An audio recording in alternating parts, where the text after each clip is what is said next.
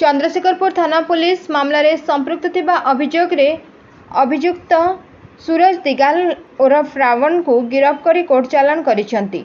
सूचनायोग्य जे चंद्रशेखरपुर थानाधिकारी निर्देश मते संपृक्त थानार एक पेट्रोलिंग टीम निज अंचल में पेट्रोलिंग करथुवा बेले अजणा दुर्बृत्त डमणाहाट पछपाखरे थिबा एक कबाड़िया दुकान रे केतेगुड़िए चोरी मोटरसाइकल सबको बिक्री करने लगी अपेक्षा करथिबा नै विश्वस्त सूत्ररू सूचना पाइथिले।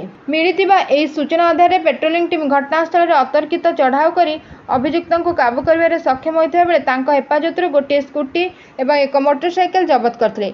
पचराउचरा बेले तांकर जड़े सहयोगी प्रदीप जेना और पदिया भुवनेश्वर विभिन्न अंचल सब मोटरसाइकल को चोरी करथिबा एवं सेगुड़ी को कम दाम रे उक्त कबाड़िया दुकान में बिक्री करने लगी सेठारे अपेक्षा करथिबा कथा स्वीकार करथिले।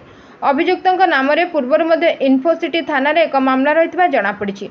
वर्तमान मामलार अधिक तदंत चालू रही। Bureau report 51 news agency.